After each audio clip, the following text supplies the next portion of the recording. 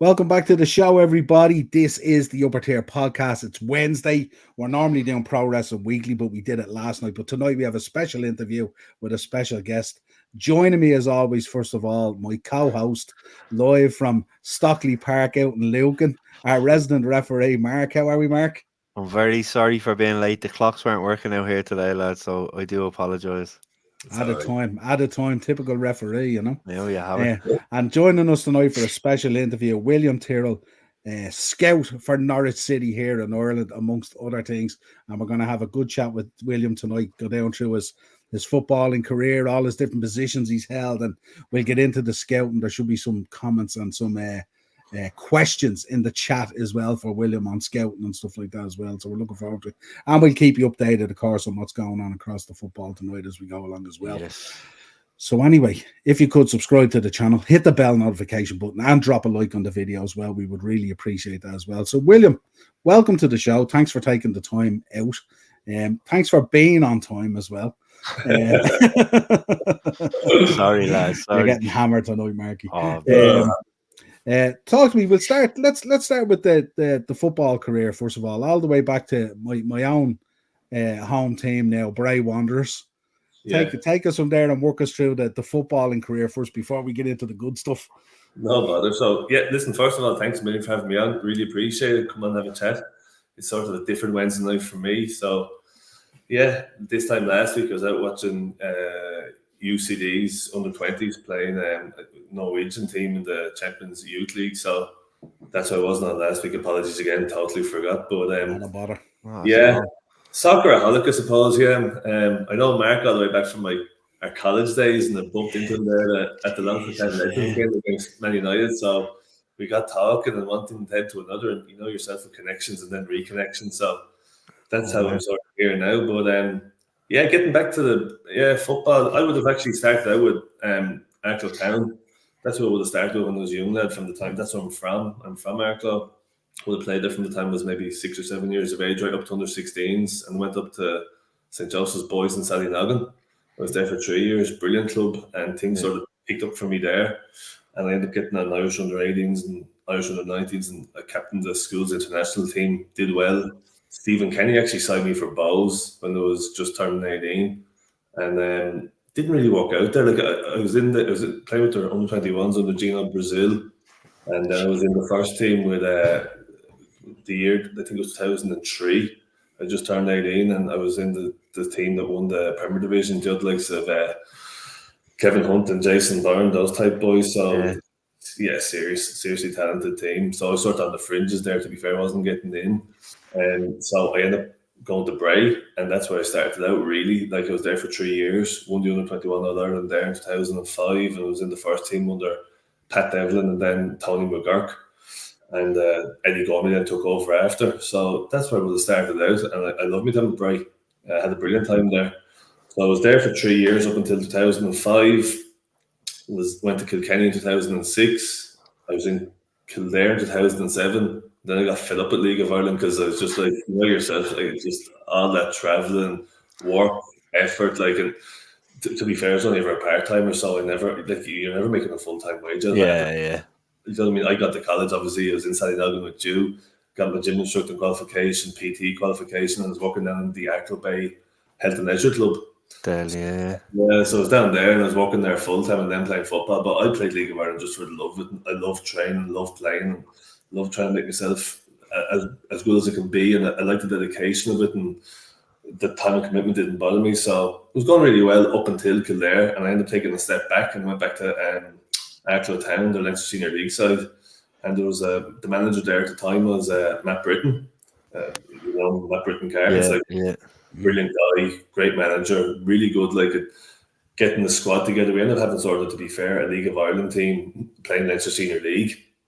So I was there for maybe from 2008 to about 2012 for maybe 4 seasons. And when I joined, they were sort of maybe at the bottom half of the first division at the time. Like, I mean, so you have the LSL, the top division, and they were sort of teetering down towards the bottom of the first division. We ended up winning the first division.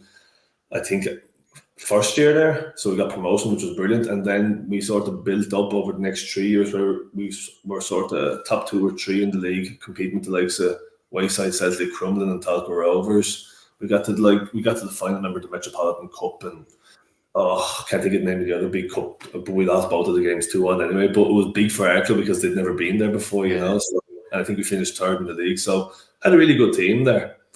And then turned out then that Matt Britton was best friends with Tony Cousins. So Matt had left Arcleton at the end of 2012. Myself and Davey O'Sullivan and 2 others, Gavin Doyle and Don O'Neill, had moved to Wayside Celtic to play under Pete Lennon. We're only there maybe 2 or 3 months. And then Tony been looking for a striker for Longford because their season was obviously January to October, and I think they're from August to maybe November, whatever. And Tony came out to look at Davey. I think Davey scored like 4 goals in the first 30 minutes against Edenderry Town or something. So Tony swiped him up straight away because like he was brilliant. And he saw me there, and I think he might have felt sorry for me. He says, "Come on, you can come up too." So that's what I started back in the league. Well, I know your quality, man. I know your quality. I ended up going up to Longford then, so I was there for 3 years. From 13, 14, 15, we won the first division in 2014. And then, what would you say, played in the Premier Division in 2015. We finished 5th and got the semi-final of the All-Ireland. Then I went to Wexford then, and I ended up winning the first division there. And then I called it quits in 2016. I was 31 at the time. I broke my leg in 2014, and I stopped playing at 31. Sort of had regrets about it after, but then I suppose it wouldn't be where I am now with regards to coaching and scouting and stuff if I had kept going for the next 3 or 4 years. So, you know yourself, like, stop playing too young, but then I've sort of done well at coaching over the last few years. So that's been my career, really, like in a nutshell. From start to finish. Well, just who was manager at Kildare when you were down there? I know a few years previous before you arrived, John Gill would have been in charge. Remember, they got up into the Premier Division and stuff. Who was manager when you were there? John Ryan and Barry O'Connor. Oh, okay, yeah. So was Philly Hughes and all in the team with you? Philly Hughes was being there. Philly O'Gorman was there for a while. Mick Roach from Bray at the time was there. Yeah.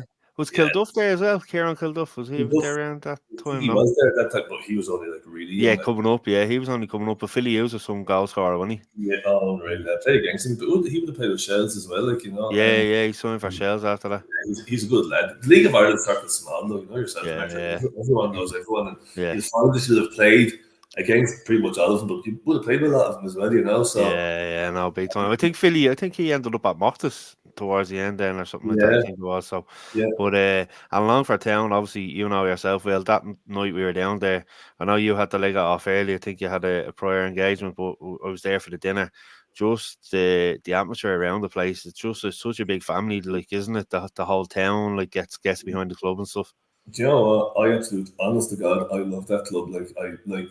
Out of all the teams I ever played for, I love Bray because it was my first real club, but I didn't really count it as Bowes because back when I went to Bowes, I was only like 17, just turned 18, and I was a country boy going up there, and I was dealing with like a lot of like underage internationals, and I'm very different now that I'm older. Like, doesn't mean I know how to work people, but back then I was really shy and I would have been a lot quieter, and like I just didn't really fit in. I wasn't in the clique as such. So the first real club I would have sort of got on was with Bray under Pat Devlin, like, and I love Bray.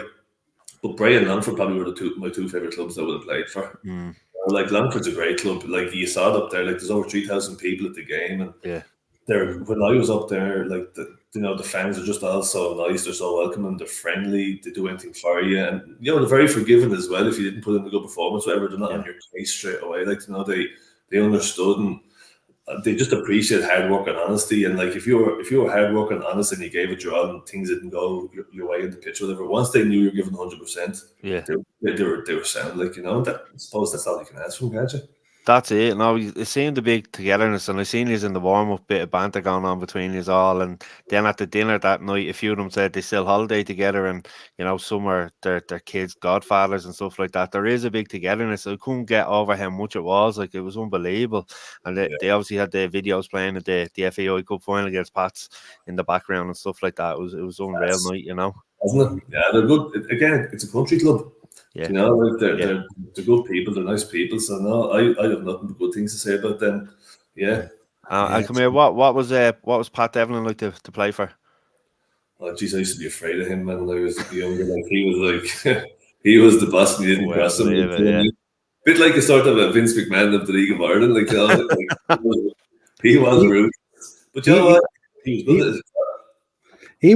Was he a scout at Joey's as well, or was he an agent back in the day? Wasn't he for Blackburn? There was some connection there. Yeah, he was, because I remember when I was going to school. Well, I went to school with James Keddy and Willie Burke and all these lads, and they always said when we were in secondary school that the golden ticket was to get down and get into Joey's, and if you got into Joey's, then you had a great chance of making it. But I know Devo at the time, they always spoke about Devo trying to get into Devo's eye, that he was the guy who had the connections then in the UK if you wanted to make it and all. That's years ago now. He was with Joey's, Blackburn, Newcastle, Liverpool. I think he told me there. I talked to Pat a good bit now because, like, obviously scouting, like being the head scout for Norwich there, and like he would be on to me about young players that he has, and like some of them are really good. Like he'd be saying, "Here, well, have you had a look at this lad? Or what do you think of this lad?" And he was telling me he was with Liverpool for I think 6 years as well under Kenny Dalglish over there, and he was with Newcastle as well. So to be fair to him, like he's done it all and he's seen it all, and he's a lot of experience. So you can't knock him for that, and he does have an eye for talent.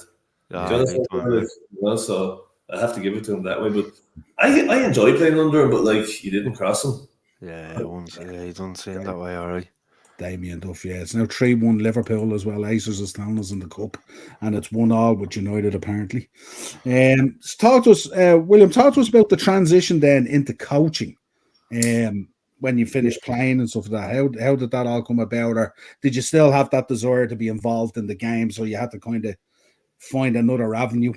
Yeah, I tell you, I started coaching in 2014, and it was a weird one because I was playing at Longford, I was in the height of it, like, and things were going really well. And I see, even though I was playing for Longford, I had my own sort of PT business on the side, and I had about maybe 20 PT clients. But one of these PT clients that I would have had at the time, he was actually sort of the director of football at a local club called Ark United, and he says to me, I was looking after him, and I got on really well with him. His name's Mark Anderson, like brilliant guy, like honestly, gent, and we're still really good friends today, like really close. And he says to me, would you be interested in doing a coaching session, just doing a little bit in the off season or in the pre-season? And I was like, oh yeah, sure, look, I'm busy, but like, yeah, I'll do a little bit in the pre-season. He's a fucker, like, pardon my French, like, he said, like, little carrot, like, he gave me a session. He says, here, he says, fuck, the coach after letting me down, can you do 2 sessions this week? I was like, oh yeah, grand, do 2 sessions this week. And this went on. Then all of a sudden he says, look, I just need you for the home games. I was like, yeah, look, I can't be traveling to away games. And all of a sudden then I got the bug for it, and he goes, well, look, can you do this away game? And before I knew it, like, here I was fucking running the team for him. And that's how I swear, like, he's unreal. And that's how I got started. And do you know what? Because I'm not a control freak, but I like things done right. Like, doesn't mean I'd be fussy. So I was like, I'll take the team. And he was delighted. He's like, yeah, that's great. You take the team there, and I'll do all the organising. And that's how it started. I ended up doing, he's unreal. I ended up doing 3 seasons down in Ark United. They just transitioned from like Wicklow League to like DDSL. I think it was like 5th division or something. Like it wasn't a good standard. Yeah. But like the boys won the 5th division, and like because we won that at a canter, we went from the 5th division straight to the 3rd division, and we ended up winning that. And then all of a sudden, we're in the top division, like on the 3rd season, and we're competing with the likes of Kevin's boys. We won the Taffy Cup, I think it's called. It's like the Leinster. Yes, yeah.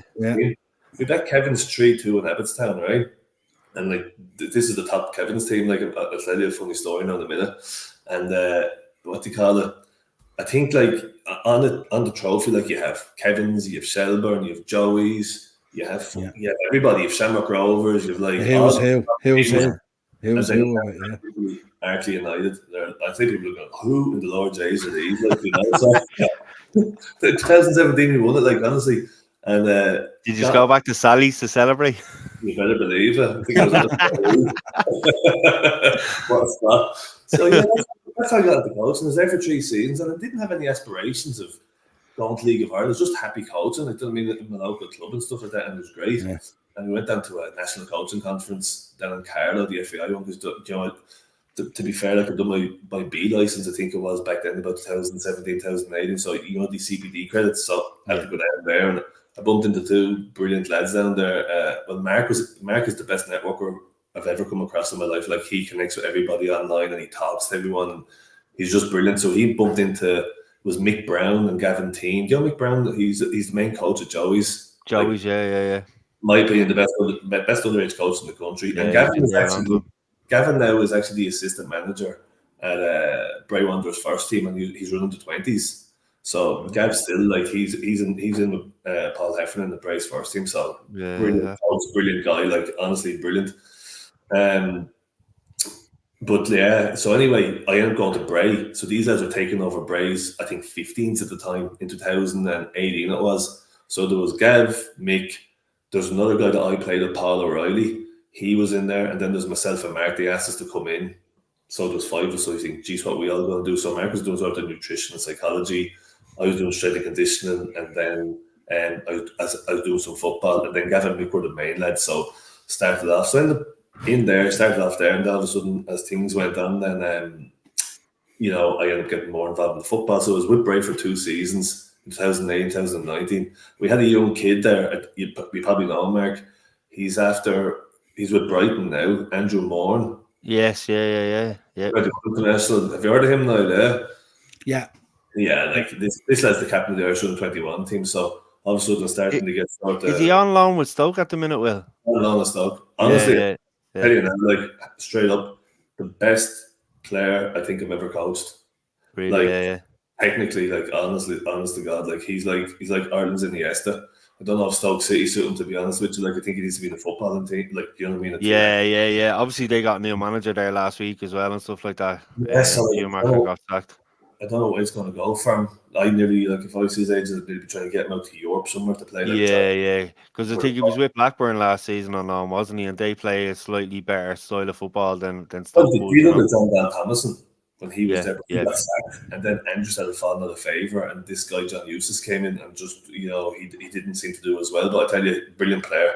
But basically, I was in Bray for 2 seasons anyway, and he was there, and a few other brilliant players there as well. And then Gav got a cut. That was 2008, 2019, and then 2020. Then what happened then? Gav got a call actually in the end of 2019 to go and take over Bowes under-19s team. So we went in there in 2020. So myself and Gav went there, and Mark went there, and Paul went there. Mick didn't go. He decided he was going to go back to Joey. So the long story short, anyway, we were in Bowes for 2 years. We would have had Jack Moylan and Gavin Malloy there for our first 2 years. Like they're both over in England now after a successful spell with Shells. All right, yeah. Proper pros, man. You want to see these guys? Like honestly, they're brilliant. Like Jack Moylan's, he's a magician. He's excellent. He's unreal. So you saw him with what he's done with Shells, and then you have Gavin Malloy, like proper pro as well. Like really looks after himself, really professional, good guy. So both of those are doing brilliant. And their second year then in 2021, then we would have had Evan Ferguson. So we had Evan right before he went to Brighton. We would have had the likes of Jamie Mullins, was also at Brighton. Sean Graham, who was with Crystal Palace. Robbie Mann, I think, went over to Motherwell. There's Colin Conroy was another top player. Keane Byrne, he's in Bowes' first team now. Aaron, oh my God, Aaron, what's Aaron saying? Aaron, he was like, oh my God, not Aaron Dobbs. I think Aaron Dobbs off Oxford. But like top players, like really good players. So like we were so lucky. So yeah, we would have had those players. That brought me up to the end of 2021. I mean, I'm going to Pats then by myself in 2022, where I was the assistant manager with Alan Brady. So I would have looked after Mason Mealy that year. You see what Mason's doing now, like with Pats. Well, I've mentioned him on the show, haven't I? Because I said if he isn't in England by next year, like there's something wrong. Do you know what I mean? He's gonna get snapped up. He'll definitely be gone. Stephen Kenny thinks the world of him as well. Like you see everything he's saying, like he's a phenomenon. He's just so big, strong, athletic. I brought my godson to a Pats match last year. It was Pats and Dundalk. He scored a hat trick in the game. You want to see him, and just his runs off the ball and all. It's just he looks like a seasoned pro. Like, and he's only 18. Like 17. He literally 17. Yeah, 17. Sorry, he turned 17 2 days ago. I think it was 2 days. Unbelievable, man! Like lovely kid too. So yeah, so I was there till the end of 2022, and then I said, right, I need a break from this because we've been doing it for 8-9 years, whatever, since 2014. I was like, I need a break, and I have 2 young kids at home, and I was literally, so I'm a teacher, and I'm working in further higher education, so I'm not, like, I'm in the school in Arklow, so I'm not getting out till maybe like 4:15. Give you an example, like, so I used to have to leave 50 minutes early. The principal was sounds as go on. I'd fly up the M50 to get to Blanche for maybe 5:30 on a Tuesday, Wednesday, and Friday, and we do double sessions with Pats, an hour and a half in the pitch, and then an hour in the gym or an hour in the video room. So I wasn't getting out of Blanche till maybe after 9 o'clock, and wasn't getting home till after 10. You know what I mean? So it wasn't really fair. It wasn't really fair in Christine. Like, done it sort of way. Like, so I'd done it for a few years. Like, and listen, it was only really a hobby. You get paid expenses and a few bob, but like not enough to live off. Yeah. So I said, right, Colin quits, going to just take a bit of time out. And yeah, I literally saw this job online then, because I'm part of this sports career agency. They're like to do up your CVs, like graphic CVs and stuff like that, and you get your LinkedIn profile done and stuff like that. And then if you pay like, I think it's a 10 or 11 euro a month, you get onto this jobs board or whatever, and you can see all these jobs all across the world. And this job came up, it was funny, like I said, casual scout for Norwich City. So I thought, oh, that'd be a nice little number, I might try that and see. There's nothing casual about it. I ended up getting the job anyway. I had to go through 3 rounds of interviews for a scouting job. So I ended up getting the job anyway, and like it's no more part-time than the man in the moon. It's like a second full-time job. So I've been doing that for the last year and a half, and I really enjoy it. So that's basically me, from playing, coaching, scouting, sort of players that I've looked after. That's where I've sort of got to. And yeah, here I am. On the coaching, William, quick question for you. You know the way they talk about this kind of philosophy, and they want it from every age group all the way through to senior teams and stuff like that.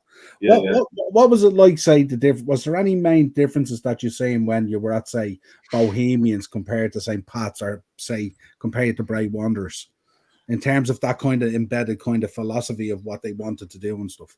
Yeah, no, I get you. You see, it's weird in academies because, like, I'm not just saying it, but the guys that I was involved with were the only guys that I really looked at. So, say for example, like at Braves 15s, we had our own philosophy and ways of doing things. So we didn't worry about what the 14s were doing or the 7s or the 19s were doing. Like Gavin, Mick, and Bray would have had their own style of football. They would have been doing like their own thing, and their style of football is like totally unrelated. It's all like it's free flow and it's ball in the deck. Like I'm not Pep Guardiola or anything like it, but the style of football that we would have played.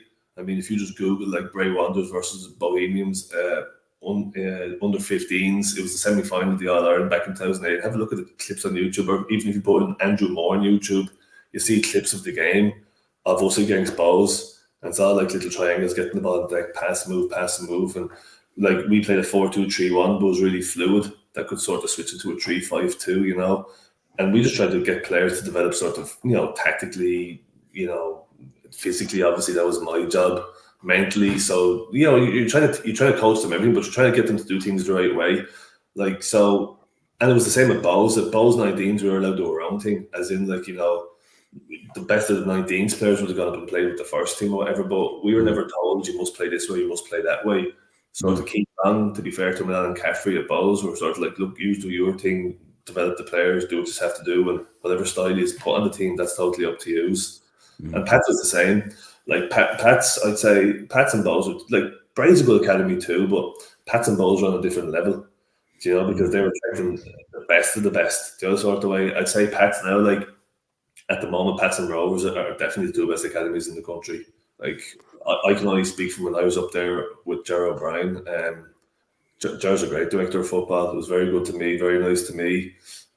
He runs a good show up there, and like look at the amount of talented players that they have. If you look at the Irish sort of 15, 16, 17s, 18s, like it's pretty dominated by like Pats and Rovers players, you know. So that's sort of a testament to what they're doing up there. You know, Bows are on the way back up now as well. They had a sort of they had a weird few years, the last 2 or 3 years, but they're coming back up as well. There's a lot of good people up there as well. So as regards styles, I'd say no. I think everyone's allowed to do what they want themselves, you know. So that's what I found anyway.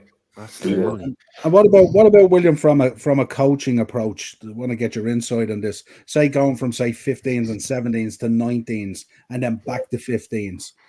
Was there any kind of tweaks there you'd have to do, or anything kind of a different style or approach around? Because obviously it's a different age group.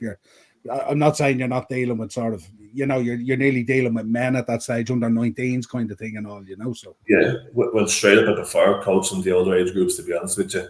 They're more mature. Not that they're more receptive. Like the 15s are like little sponges too, to be fair to them. But you definitely do have to tweak training sessions as regards loads and intensity, because at that level, when players are only sort of 13, 14, 15 years of age coming up, you have to be careful with the amounts that you load.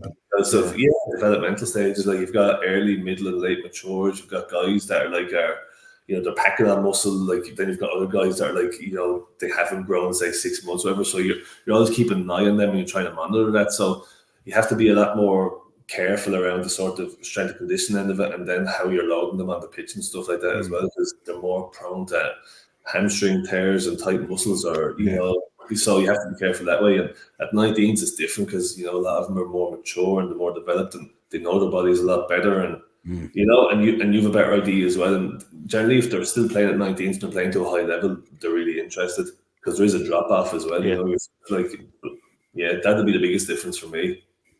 And well, we had Danny Pugh on there a few weeks ago, and he was saying, obviously, as a player, he had coaching in mind, but if he had a good session that he thought went well, like, he'd write it down, right, that's a good session. Were you doing that? You know, if you had a good session, a manager put in a good session, you'd remember it and say, right, I might use that in the future? Or when I was playing now, I remember a lot of sessions though. I would remember a lot of sessions. Like, I have a decent memory, but I never, no, when I was playing, I never had the intention. I didn't have the intention to coach, and I never really saw myself straight away as a coach until Mark Anderson started, you know, snaking me in on it there back in 2000. I never thought like, coaching is what I really want. It's only when I started getting into that I realized, I actually really love this. And coaching and teaching and sort of managing, it's all intertwined, it's interlinked. It's you develop certain skill sets if you can do one, I think you can do all three. And a lot of it boils down to sort of how you communicate, how you interact, and how you get on with people. Really, you know, that's the biggest thing, I think. Which obviously at under 19s is a huge challenge compared to under 15s and 17s, like, because it's absolutely, I can imagine. So you're dealing with a lot of personality there as well. Yeah, but you know what though, like, you know, if you know how to deal with personalities, you know how to deal with people, you know what makes them tick. And like, if they know that you're there just to help them and you want them to improve and it's genuine, they'll buy in. Sort of way, like, and, you know, like, and if you show genuine interest in the player, they listen to you and they will, like, they will row with you, just sort of way. But that comes with experience too. Like, I tell you, like, I'm lucky because I've had years of experience teaching teenagers in the school, like, you know, and like, you have to know how to work and you have to get down to their level. You can't go in and like, I'm the boss, you listen to me, because you're getting nowhere. You know what I mean? You're getting nowhere. You're getting pains in the head and a lot of, fuck you, I'm not doing that, you know. So you have to know how to work people, and that sort of just came in practice. That came in practice, you know, like, so I sort of learned the hard way years ago when I started in the school. So like Gangster's Paradise. That's it. Stop the light off film. Sure, no, because remember Duffer came in at Rovers that time, and he brought them in. He started bringing them in at 6:30 in the morning, and they'd organise a bus for the lads from Roadstone up to their local schools and stuff like that. He tried to change it around a bit, you know.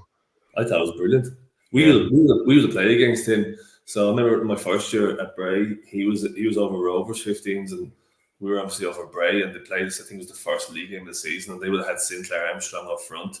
He was literally about 6'3" back when he was 15. He was huge, and he was just so quick. I think they bet us like 3-0 in the first game. Like, I think 2 balls over the top, he ran onto the end of them, like, bang, 2 goals, and then from a corner, then a header. I think he got a hat trick. Like, so what can you do? But I tell you, I think Damien does brilliant. I think he's a breath of fresh air. A lot of people don't like him. I think he's polarizing or whatever, but I think he's brilliant. He's great for the league. He's great for the league, man. Yeah, absolutely. I watched some of his coaching. I've seen 1 or 2 of his coaching sessions as well. And he was on the. I went down to one of the coaching conferences when he was down there. He'd been with Celtic coaching, and he was just showing you, like, sort of what his session plans consisted of and the detail that went into it, and then actually put on the sessions then on the pitch. And I thought, this lad's a top coach. Like, he's top drawer. I'd love to work with him. I'd love to just see him coach on a regular basis. And Jack Moylan and Gavin Malloy, that I would have coached at Bowes 19s, both went out to play for him, and look where they've gone. Like, they absolutely loved him. They loved him. Like, so. And not only I don't know if you've seen a Shells were playing Drogheda away a few weeks ago, and the 2 boyos, there must have been a breakover in England and Scotland. The 2 boyos were in the away section watching the game and stuff like that. I didn't see that.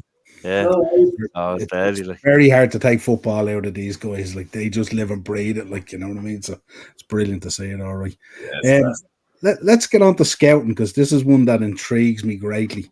To talk to me about scouting, like you said last week, you were summoned to the UCD game and stuff like that. What without giving away too much, obviously, like, what is that typically like? So you're going to a match, is it kind of open, or is there a specific target they want you to look at, or what way does it work? Or Yeah, well, I tell you, the way it works with me, like I'm very lucky because I'm the head scout in the Republic of Ireland, and then there's another guy, Dean Crow. He's the main scout for the Northern Ireland and the Northern League. So there's only two of us in the country.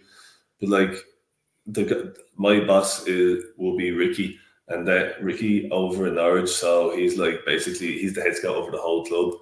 And then there's like Jay Marshall, he's like a director of football over there, and then head of academy. So you'd be dealing with dealing with a lot of sort of high end sort of people that know a lot of people. And the way it worked at me is when I got the job, it was like, okay, look, we want to identify, we want to get into the Irish market, and obviously with Brexit, knowing this club can sign a player until they're 18, so their sort of target is sort of start looking at 16, but we'll walk up until they're 20. If there's an exceptional talent, maybe at 21, we'll have a look if they can come and play in our first team. But by and large, if you're looking sort of 16 to sort of 19, 20-year-olds, so the main leagues that I look at will be the 17s and 20s. 15s is too young, even though I know a few players that are under 15s that are sort of talented or whatever that have a chance down the line. So my main goal would be 17s and 20s. But every Friday night, what I do is when the first team games run, I'll look through all the fixtures, I look through the team sheets, and I will literally just mark off, say, for example, like UCD are playing Bray. UCD could have in their squad, like between starting 11 and then subs, they could have maybe 10 players that are under 21 or under 20. So I'd send on a list to Ricky of players that are sort of between the age of 17 and 20 that are either starting or that are on the bench. So you'd give sort of just a name, where they play, how many minutes they played, and then any main actions. So I'd do that for every Premier Division game and sort of First Division game every Friday night, just to give it. And that was a sort of extra that I just took upon myself to do. Fucking idiot that I am. So I did that. Like I said, I did that. So what he does then is he goes on to Y Scout. They have footage of all the first team games. So he'll get his analysts then at Norwich then to look at all these players that I've said here, have a look at this, here. He had a good game. He scored a cracking goal, blah, blah, blah, blah, blah. So they'll get their analysts over there in Norwich then to look at these games and then see, what's what. Whereas like they can't get access to the 17s or 20s, and that's why they need me. So I would then go out to, say, for example, like last weekend or 2 weekends ago, we went to say Shells and UCD in the Cup, I think on say the Saturday, and then we went to say who was it, Shells and Pats under 17s on the Sunday. So basically what I do is I'd go to the game, I'll watch the game. I'm not looking at any particular targets, even though I know a lot of the players, so I know who I am looking for. But you go with an open mind thinking maybe there's someone here that I haven't seen before. So I'll go up and I'll have a look at the game, and then there's different sort of software systems that you have to fill in. There's different reports. So the first thing you do is you take a picture of the team sheet and the substitutes, send it on in the little WhatsApp group that we have after the game. Then you just do your WhatsApp report, which is grand. It's only 3 or 4 minutes to fill it in. Off you go. When you come home, then there's a platform called Scoutastic, and basically a detailed report. So there could be 20, 30, 40 questions on each player. So you pick 3 players off one team, then 3 players off another team, and you just do detailed reports on them, send it on in, and that's sort of the way it works. And then usually maybe once a week, we be talking every day. I'd be talking to Ricky, texting him or voice noting him, or he might want a phone call at me, whatever. And then maybe once every week or two, then there'd be sort of a Teams call or whatever, and we'll catch up. And then there's obviously databases then as well, sort of Excel spreadsheets where you'll have your list of player teams, squads, top 3, your watch list, targets, how many times you've watched teams. So there's a lot of detailed reports have to go into it, but it's been an eye opener and it's been really enjoyable. I have to say, I've enjoyed it, and they've been really good to me over there as well. So yeah, it's been a positive experience so far. And it sounds very, very scientific nearly before you arrive at the final result. Obviously, when you fill in those reports, say the 40 questionnaire thing, does that then get pumped into kind of an algorithm kind of thing, and it goes through a process and they highlight this? And come here, all of their Ricky was telling me their sporting director of football, even their first team assistant manager, they can see those reports that I'm putting up coming from the Republic. So because remember, actually, to be fair, when I started, Sure, I was only learning, like, and of course, fucking easy that I am, like, made mistakes doing it, like, you get pulled up on it straight away, like, so they teach you right from around, like, oh, Jesus, won't do that again, like, like, little things, like, even, their level of detail is, like, it's different level than what it is over here, it's nothing against, it's just the way they are over there, they're so far ahead, like, so, there was a bit of learning, but, like, I don't mind criticism, like, you have to take it in the chin and move on, but, like, they understood as well, they knew that I'd done nothing like this before, so, it is quite scientific, to be fair, and there's a lot of the rulers. And you were saying, Will's filling out the sheet going, I just took this as a casual job. Yeah, that's why I said to you, remember saying that on the first thing, I was like, I thought this is, I said, so much for just being a casual scout, and I was like, you're some liar, this is like going into coaching and being dumped in at the deep end kind of thing. Casual sounds like they cover your petrol money and a bit of food or something as well, isn't it? That's how it sounds. Like here if you were doing casual labor kind of thing, I was just like, what the hell? And he just started laughing at me, He's like, oh, that's how we get the minutes, like, yourself. And tell us this, Will, would you track if they identify an under 17-year-old? Would you track him all the way then till he's potentially available to go over? You would follow that kid's progression? Yeah, 100%. Yeah, you keep an eye on them the whole time. You'd be watching them just to, you wouldn't be watching them every single week, but you'd be watching them like, say, maybe once every 3 or 4 weeks. But then I might get someone else that could be at the game, like a friend of mine. And I say, here, go and watch Mark there. He's playing against Bray Wanderers today, like 12 o'clock. Just cast your eye over and let me know what you think. And then, Mark will send me on sort of what he saw in the game. I'll just forward that straight on to Ricky, saying, here, Ricky just had Mark looking at, whoever over there and blah, blah, blah. And, like, this is the report I got back on him. So you're just trying to give him back as much information as you can. Sort of way, like as often as you can. But it's good. I'll tell you one thing, like, when I was coaching, you only have to worry about your own team and then the team that you're playing against that week, the next week, like, because you're thinking, like, proactive and reactive sessions. So I never really copped all the talent that is around the country, but there's a lot of talent in the League of Ireland. Like, there's a lot of good players out there, which is 100%. Great to see. And the standard is definitely coming up. Like, you even see UCD's 20s last week. Brilliant result. They played so well, and they were excellent. And, like, it's great to see. But for me, like, just I want to get as many people over as I can. I mean, the more people that go to the UK, the better for Irish football. That's sort of my job, like, So I'd love to see that more go. And what about the level of scouting, I should say? Like, obviously you would be there scouting at games and stuff like that. Would you be familiar with other scouts from other clubs, or would you get familiar with that, or would that all be kind of? I met the Man City scout up in Roadstone, Tala, and I didn't know who he was, because you don't go around wearing Man City gear and Norwich gear. Like, of course, yeah. I wouldn't be going. I wouldn't be like, hey, look at me, I'm a big lad. I don't care. Like, I just go up and I just have a chat. But I know Byrne from Brighton, and I know the Man City scout. And after that, I don't know anyone else. I haven't met any other scouts. You know what I mean? Like, I just go up, I watch the games, do my thing, and I go. Not that I don't mix with people. I do. I tell you, I'd have to bump into a load of agents, all right. So. Jeez, like, you're probably in a situation where a few of you are there. You could all potentially be looking at the same talent and stuff. And all, so it happens. Yeah, of course, absolutely. Talk to me. I had a question when Marky told me you were coming on. I said I have to ask you this one. The one about Brexit. How has Brexit changed everything? Because obviously, with being in the EU originally and all, and the community and all, it was much easier to move talent across and all that kind of stuff. And I spoke to Decky down in Greystones United at the time, who coaches down there and stuff, and he was telling me that it's changed basically scouting and youth development and all that kind of stuff. Yeah, no, it has. I actually think in a way it's better that they're not going over to the rating, because what's happening now is, like, if I was thinking, say, if I was that age again, or if my young lad was playing football and he was gone, I'd want him to finish his education here before he goes anywhere. Go get your leaving cert, get yourself a good leaving cert.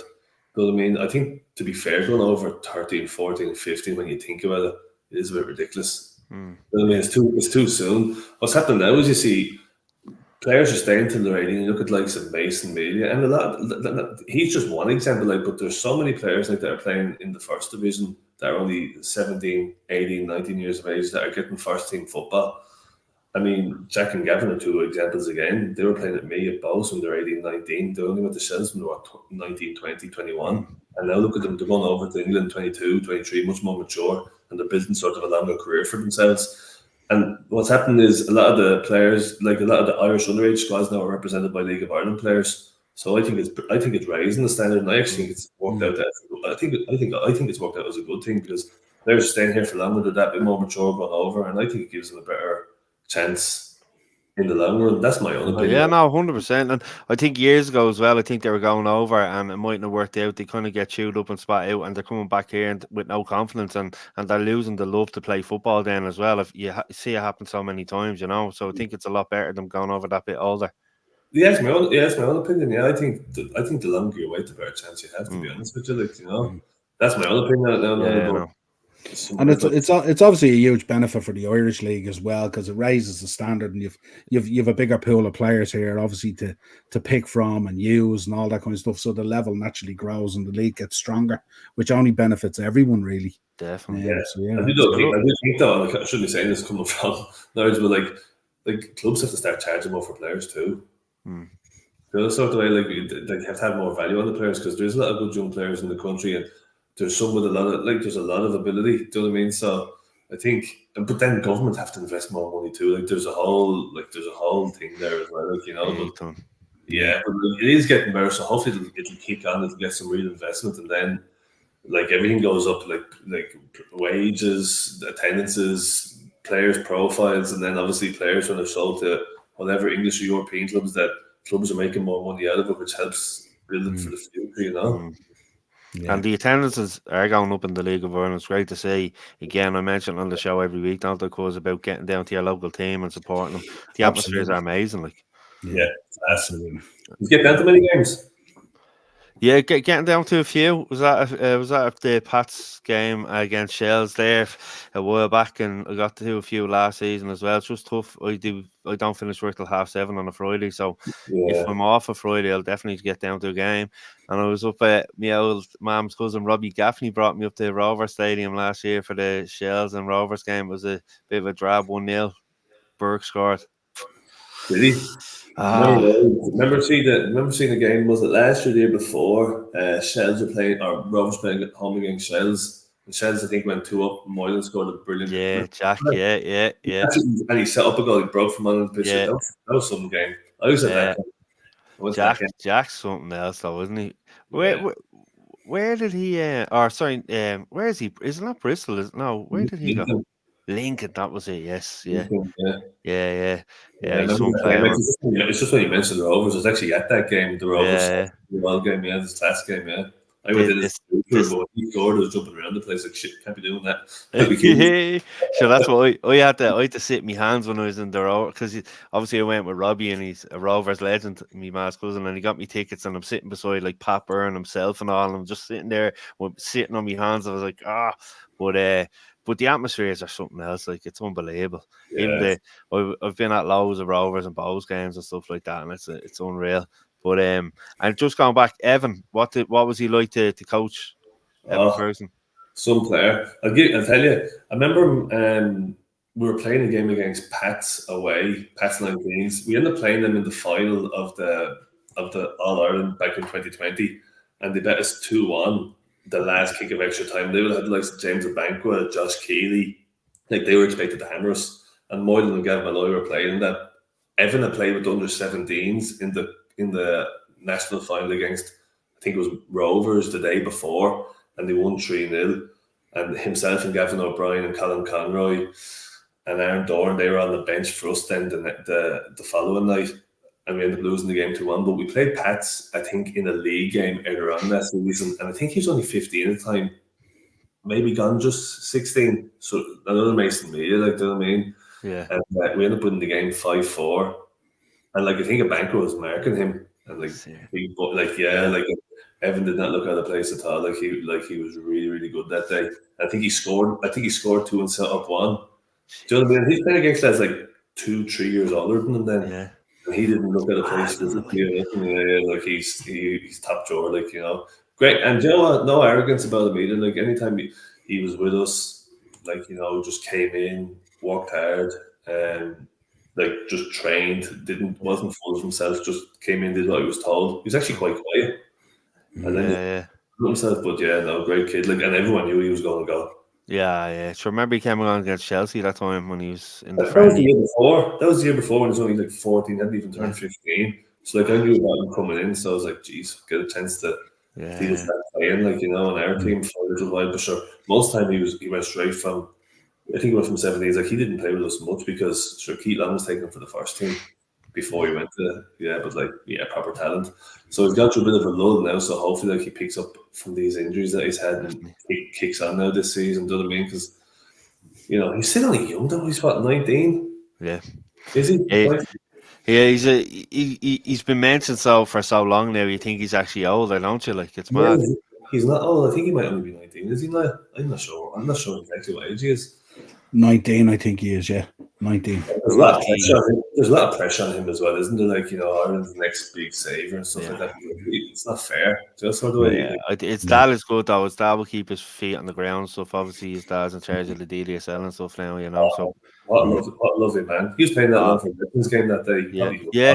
No, I was talking to him for a few minutes. Like, he's bang on. Like, and he will keep Evan's feet on the ground and stuff. I know some dads can live their childhood through the kids and not care much for them, but he actually does. So I was just going to say when Evan was playing with us, Barry never once interfered and said you should be doing this or you should be doing that, or why you say this to him. He let us coach.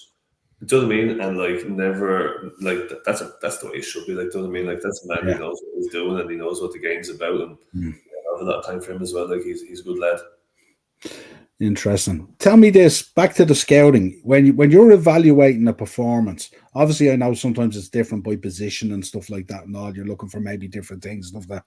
But what are the kind of key things you tend to generalize? There's obviously general stuff as well. What are those kind of things you would be looking for to evaluate? Yeah, the first thing for me, like, believe it or not, is like the technical ability, what they're like on the ball, how good they are on the ball, like, what the first touch is like, what's their spatial awareness, like, what are they like when the ball's coming to them, are they scanning, what's their body shape when they're receiving the ball, when's it closed, when's it open, when's it in the half space, how well do they keep the ball? I'm big on the technical side again. That's why I love Andrew Moore so much. Like, he is like just a dream to play with. Like, I love players who can play in tight spaces, but know when to move the ball, when not to move the ball. It's just their decision making, and obviously then physically, like, not that you have to be big. I like small players as well. Like, once they're mobile, like, players have to be mobile. At the end of the day, like, soccer, as I call it up here, because I'm living in the country, football, whatever, because I'm in a gal land up here, like, don't mean, but wouldn't get away with it. You wouldn't get away with it. Yourself, like, honestly, like, I've never thought. I started playing Gaelic at 39, but that's another story. But like, honestly, but like, if players are mobile and they're quick but they're quick minded, do you know what I mean? And they're able to move, like, they don't have to be big, physical Sinclair Armstrong 6'4" type players. Don't get me wrong, like, but it's nice to have a Sinclair up there, but like, I've no problem playing with 5 or 6 smaller players in the middle of the park or fullbacks, Yeah. I was just going to say, I can't think of any small technical players that have ever played for Norwich. Can you use? That's Hoolan, that's what I'm saying. Good out, Wezo. He was leading you in there, William. He winding me up. Like, Wezo, but like, I tell you, there's like, and then obviously, I'd obviously keep an ear out as well. Players have to have good attitudes. Do you know what I mean? Like, they have to be good people at the end of the day. Like, you can have all the ability in the world, but if you don't have a good character, you don't have a good personality, you're not willing to listen, you're not willing to learn, you ain't making it.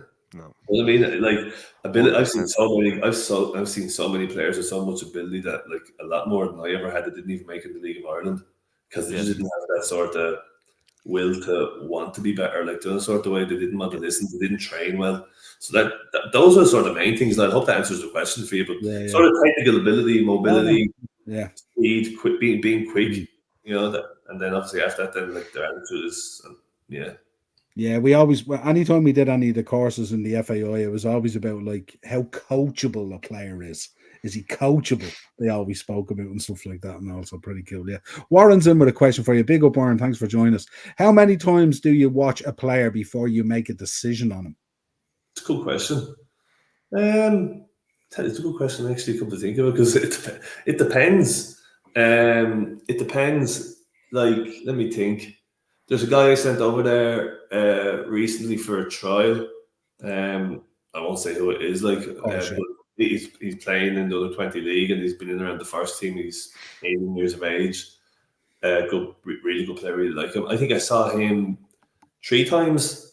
Now Ricky would have saw him playing once or twice as well with the first team, and I would have sent on. There would have been videos, 1 or 2 videos. I'd say, Ricky, watch this kid versus these lads here in the whatever then Senior Cup or in the FAI Cup or whatever in the Premier League, and watch him here. He played 90 minutes in that game. He played 70 minutes here. This is the position that he played in. So I might have seen him maybe 3 times live, and then the lads over at Norwich, I might have watched them once or twice on videos, and then they'll do a little digging as well themselves. Maybe talk to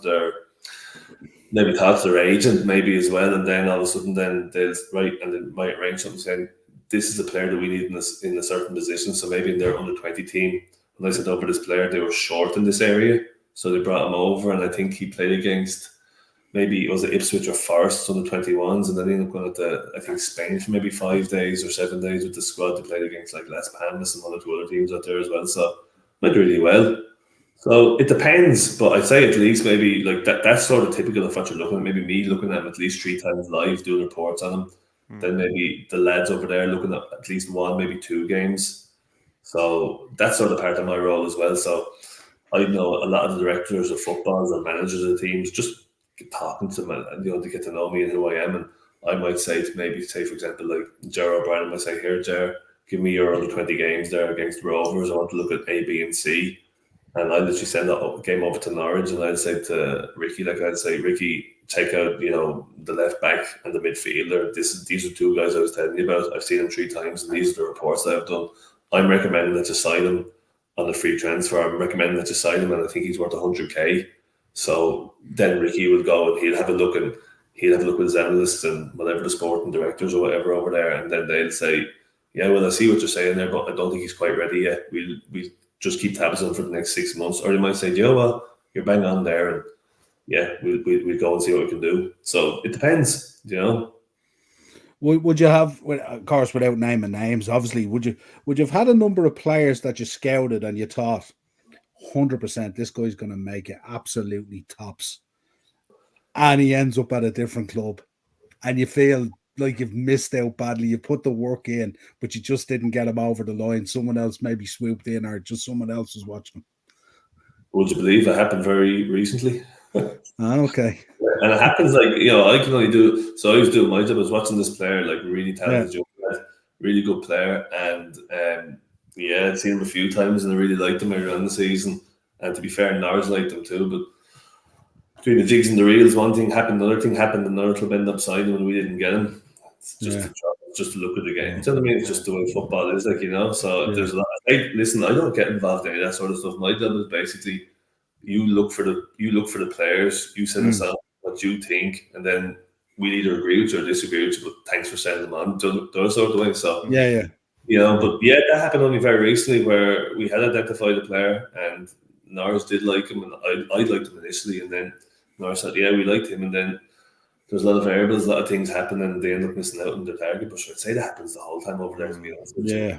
I kind of harp back, you think like recent times with the internationals and all, and we think how we missed out on Declan Rice and Jack Grealish and stuff like that at international level and stuff. And lads, I was watching that game. I was up in the Viva. What an atmosphere there was that day. Yeah. But you know what? If those two were playing for Ireland, it makes such a difference. They were 2 of England's best players that day. But you know what I thought England's best player was that day? Did you see Anthony Gordon? Yeah. I've never seen him live. His movement off the ball is absolutely frightening, and he his movement, and he's so quick. Like he gave Seamus Coleman the runaround. Yeah. You like him, Niall, don't you? Liverpool have been linked to him, haven't they? Yeah, well, he was originally a Liverpool boy. He's a Liverpool fan, and stuff like that. And then he was at Everton, and obviously went to Newcastle. We were trying to get him this year, but didn't happen. Fell through because we were trying to put Joe Gomez in as part of the deal, and I don't think they fancied that or something, and it fell apart. But the thing about him as well is, William, he's so unassuming as well, isn't he? Like when you look at him, just to physically look at him, you don't think a whole lot really. But then when you see him play and stuff like that, so different, Just well, I was looking at him going, that's the first time I've seen him play live, and I was like, oh my God, what a player! talented. I thought Mark Gagey played well as centre back too. Like he's really good, really good. Like far ahead of Maguire, by the way. That's my own opinion now, but yeah. I thought he was very good that day as well. Like, but declarations class as well. But yeah, the two of those we missed out on those. But like, listen, we want to be able to, how would you say, develop our own talent. Where we're not having to go to England to look for players that their grandparents and great grandparents played in Ireland, and they've never been to Ireland. Like those sort of, you want to try to develop your own players. So it's always been that conundrum, isn't it? Trying to take talent out of the League of Ireland and try and do some of that stuff and all. And yeah, it's so difficult. Just need to get proper industry. You know? Yeah. Did you think when Kenny was in charge of the Irish team that maybe more League of Ireland lads might have gotten a cap or two? Yeah, and I was hoping it was. Do you know what? A lot of people gave him a hard time and stuff like that. Like, I like Stephen Kenny. I could see what he was trying to do, but I don't know if they gave him enough time, to be honest with you. Some people would say they gave him too much time. It's just my own opinion. I liked what he was trying to do, but you could see the type of football he was trying to play. It's just we didn't have the players to play that type of football. You know, he was trying to change it up a bit. But you have to try change up, like, because look what we've gone back to now. I think it's got worse. But look, that's just my own opinion. Yeah, it's definitely not looking great anyway. That's for sure. But Will, can I just ask you, from your college football team, would there be anyone that you might have scouted and sent out to England? I can't even remember half my college football team. You'll have to name that out to me. Definitely not Dover anyway. Yeah. Definitely not Dover. By the way, he's working tonight, so he said he's going to catch up on this. He's a man in the streets of Cork, so brilliant. He told me to tell you he says hello, by the way, Will. I catch you, Dover, man. I hope you're well. Connect with me on Facebook or on Twitter, man. Just have a good chat to you. There's no bother at all. There you go. Yeah, that's cool. And have you any like games coming up that you in the League of Ireland that you're looking at? I've actually no games this weekend because I'm actually away, so I actually have a weekend off this weekend. So I'll be probably doing 2 games a week for the next 2 or 3 weeks after this. Then sort of it's coming to the business end of the season now for everybody. Like, do you know what I mean? So the season usually finishes by the end of October. So you're sort of down to the last maybe six odd weeks maybe. So it'll be busy for the last 6 weeks where you have to try to get in as many games as you can, get as many reports done as you can, and then that'll be it then for the end of the season. We see what happens then at the end of the season and see what happens in the off season. Last year they gave me international games or the underage international games to look at, and then other random games. So like they keep sending me over games like to look at. It's like, here, I want you to look at this game, and sometimes it might give you targets saying, I want you to, do a report on this guy.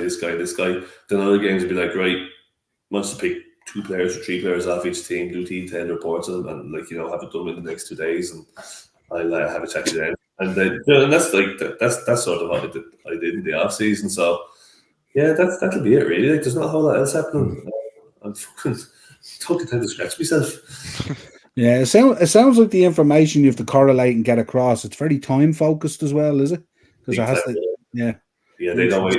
They don't wait around now. The sort of like they want, they want reports done and they want them done yesterday so they can see what's happening going forward. But to be fair though, I have to say, like, all the people over there, I've been on a few CBD calls with them, doing some trainings and stuff with them online, and I've talked to a lot of their scouts who work over in the UK, and they're all really nice people and they're all really helpful and friendly, and they're not snobbery, or you might think they're all up here because they're working for Norwich or whatever, but they're not. They're all good people, they're all nice people, just like talking to you too, like the sort of way. So it's great, so I've learned loads.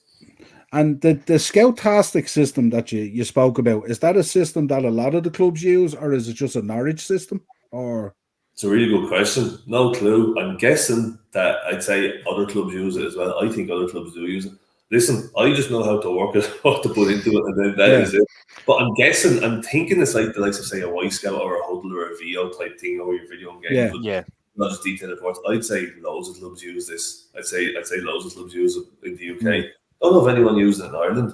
I don't think they need it really, but over there they would, because they're tracking players from all over the world. So they'll be getting games and data from North America and Australia and parts of Europe, and then obviously the UK and Ireland as well. They will literally have scouts everywhere looking at people, just different regions. So you're building up that body of work of knowledge and information, all going into this kind of database that does all the analytics on it then and stuff like that, and kind of spits out some sort of a future thing that this is where we go now. This is where this kind of thing. And say, I might have say 20 players that I would say maybe 10 at this age and 10 at this age that would be your top 10 or whatever. But sure, 2 of the say under 17s that would have had they've gone to other clubs, like I said, one of them's gone. So then you're down to 8. So then you're trying to need to find 2 more now. Just sort of way. So you're working off this the whole time, So that's the joys of it. And listen, you can only do the best you can, but I have to say it's going well though. Yeah. And it's so interesting as well because the players are just oblivious to all this. They don't see it. They don't see it. They're just going out there in the football. They're not realizing, the time and effort that's going sort of behind the scenes. I would have never known either. I would have never known what way a club in the UK works. Only that for the chance of had a chance to go over and sort of had a look and see. So yeah, I just find it fascinating. You could be out there playing week on week, and in the background there's this database compiling reports about just getting out analytics and maybe getting you potentially ready for a move. Literally, it's going through what your body shape receiving the ball, what's it like with a short range of pass and a longer range of pass, and what way he strikes the ball, what his sort of running stats are like, and where he's strong, where he's weak, and what areas he needs to improve, and what's their maturity levels, what's the predicted height. There's loads in it. It's mad in the process because you're a key part within this process of holding a potential player's career and future life in your hands somewhat, And I'm kind of thinking, when it happens then, when a player gets signed, say to a 5-year professional contract or whatever it is, does it come back around to you? Anyway, I haven't heard. I don't get nothing out of it. I don't think. I don't mean nothing. But would a player come back to you and say, "Listen, I heard that you're the one who scouted me. Thanks a million." Blah blah blah blah. Do you ever get any of that? Or? You would get a bit of that. Yeah, to be fair. I mean, even, I'm going back to Jack Moylan again. I'd be talking to Jack again. I'd be texting him on whatever on WhatsApp, whatever. I might see Moylan scoring a goal for Lincoln or coming on playing 90 minutes, whatever. I try to keep in contact with as many players as you can, just to say, here, keep an eye on you. You're doing really well. Keep up the great work. Hope you and your family and all are well. And you always get it back in spades. But it's genuine. You're not looking for anything else. You just do you know what I mean? I'm proud of him. That he's done so well. I'm proud of him. All these lads, Evan, all these boys, Andrew Moore. And to be fair, I remember I was doing up my CV even there, and I got how would you say, not a reference, but Jim Crawford done one for me, Andrew Moore did one, Jack Moore, and Evan did one, a testimonial. That's the word I'm looking for.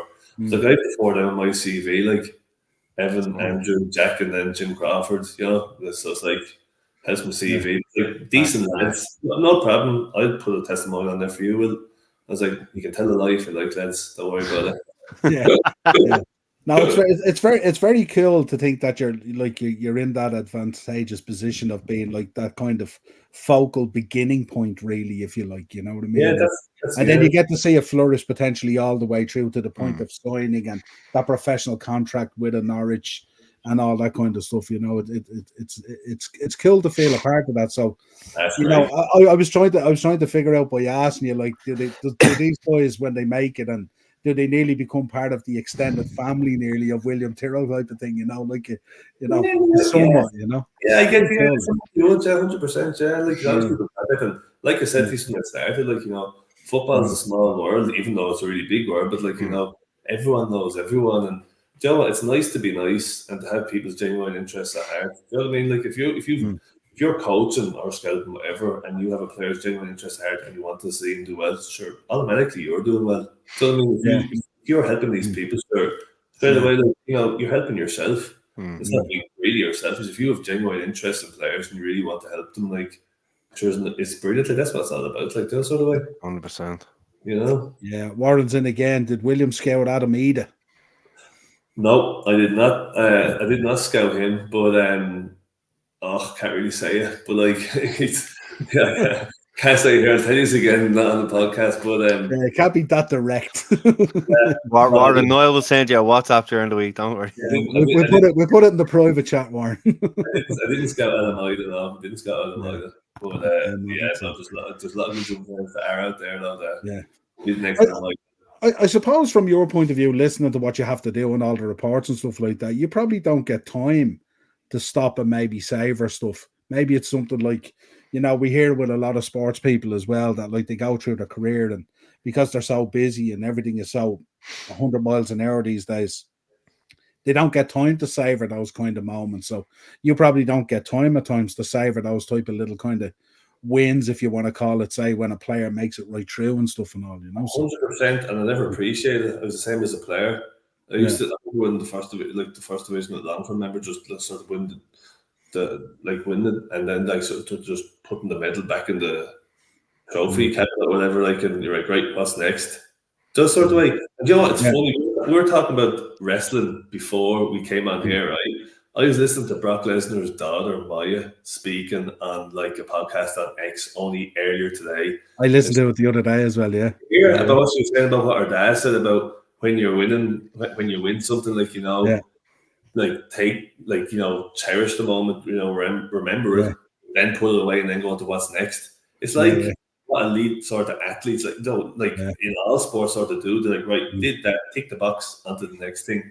It was mad that I was listening to her saying that. It just sort of resonated with me there now, So I think all it, you look at Ronaldo and say he's the same, top goal scorer, whatever, tick the box, right? What can we do this next?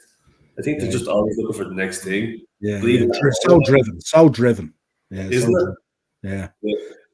Although I'd be fairly weary standing on the sideline scouting Brock Lesnar's daughter with Brock beside me. Probably be able to run. Absolutely. And I tell you, and I mean this in the nicest way possible, she is an absolute beast. She's a one hell of an athlete. She is his head on her. Yeah. She was showing. I seen videos the other day. She was throwing the shot put and all and stuff like that. She is absolutely unbelievable. She's a carbon copy of him, sir.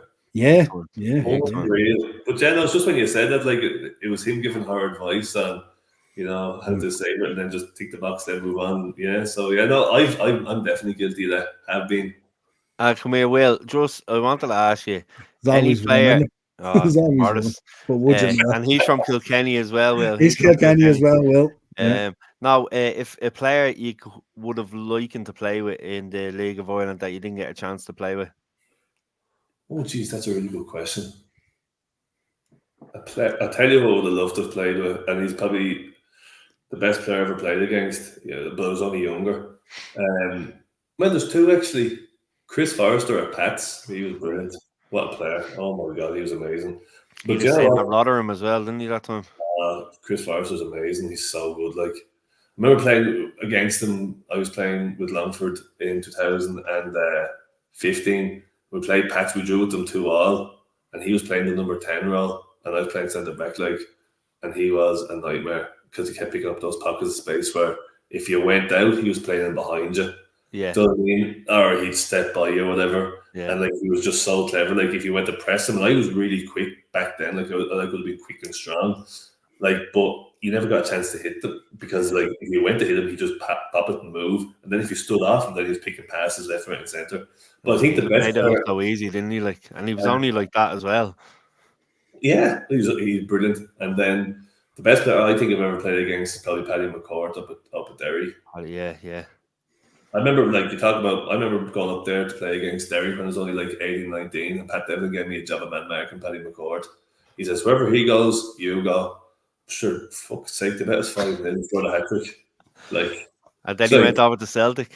Did you see what he could do with the ball though? How good he was, at dribbling, and unbelievable. He just couldn't get the ball off him. He was he's the best player. I remember actually, I think I was playing at Bray at the time in the first division. I remember I went up to see Derry playing against Pats in Chicore because he was playing. I went up to watch him against Rovers. I think anytime he was in Dublin or in the area, I used to go up and watch him play. And so you were scouting before you even knew you were scouting. Yeah, I was love this guy. What a player! Honestly, I went up. I think it's the only player I've ever done it for.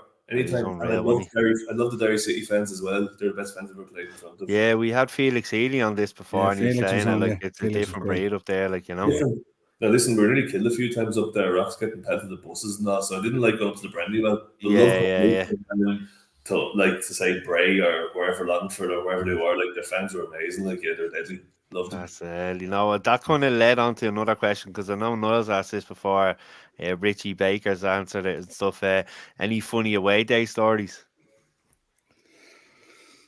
Oh Jesus! Our bus, our coach stories. Because Richie's told one, and then James Kelly about. Remember, they were carpooling from when they were with Derry and stuff like that. That's right. Yeah, they were carpooling. Any funny little stories from away trips?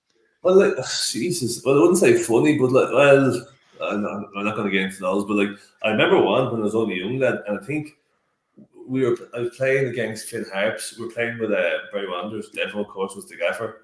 And we were pushing for the first division title, playing against Finn Harps, and I think we ended up losing the game 3-2. And then the goalie got sent off with about 20 minutes to go, straight red card, did something fucking really stupid. Devo lost the plot. And after the game, wouldn't let him get back on the fucking bus, told him to find his own way home, and he fucking went on the bus and left him there in fucking Donegal, Eddie standing there at the side of the road. Fucking the stadium closed, and everyone's going, what the fuck? That's what I mean. You wouldn't cross Devo. I can't even remember how we got home. Jesus, Eddie was on with you and I, wasn't he? Who? Eddie Gormley. He was. Yeah, we had Eddie on as well. Yeah, Eddie was on. Yeah, absolutely. He was brilliant. He was unreal, wasn't he? Some of the stories are cracking. What was the one, Richie, Mark, where they were giving a lad a lift home from Cork? Yeah, Shells were playing away in Cork, and one of the lads from Cork was from Dublin, and he says, he gives a lift back on the bus, and they stopped in some back arse town of nowhere for the lads to go for a piss, and they left him in the field having a piss, and they drove off on him. No bag, nothing. He jumped in to have a piss, and they left him there, took off, took his bag and everything, left him in the middle of nowhere. In the middle of nowhere. Bad man, that's bad fun. Those Banker boys are ruthless. The League of Ireland's mad. So I remember when I started, the boys would be drinking. Remember drinking cans on the back of the bus on the way home. Card skills and everything and all. Yeah, crazy. Honestly, I remember my first year of grade. I can't tell that story. That'll be shot. But I remember coming back on the bus the next day. We ended up staying on the Waterford the night. The night we played Waterford, we drew on all of them in the league or whatever, and they let us have a night out afterwards. It was that bad the next day. I think they're literally stopping the bus every 2 minutes for lads to get up and get sick because they absolutely drank themselves into oblivion. But I can't tell you what happened then. Honestly, carnage.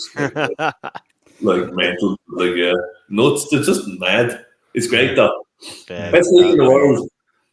It's a shame football's become so serious, isn't it? It really is a shame. Yeah, you miss out some characters, don't you? 100%. Yeah, and that's what it's missing, isn't it? That's what it's missing, really, at times. 100%. I remember talking to Wezzo, and he was telling me some of the things Stephen Gagan and all used to do on the bus for so many away games. It's I won't be able to say it on here again. But holy crap! How do you get away with it? Yeah. And I was born there. I was quiet. I really was Actually, was. I believe you will. Don't you worry. We had Mark on, didn't we? Mark Rutherford. And Mark came on. I said to Mark, give us a few good stories from the bus journeys and stuff like that. He says, nah. He says, no, I sat down the front and I didn't get involved in any of that. Real quiet. Mark, crazy. He was a great player, by the way. He was super player. Oh, what a winger, man. What a winger. Times. And still fit as a fiddle as well. He's with Lucan United. He's in charge of the women's side of things down at Lucan United now. He's in great shape. You want to see him? He's a League of Ireland legend, man. Oh, big time. Big time. Yeah, absolutely. Right. Well, that's it. That's everything I have, Mark, unless you have anything else. That was it. Will, you've answered all the questions that I wanted to know. It was great to have you on. Sorry for being late again, but thanks for coming on, man. It's been a pleasure. Come on and have a chat to you and sure look, give you an insight into who I am and what I've done for the last few years. So hope it helped and hope your listeners enjoyed it and picked up something. Brilliant.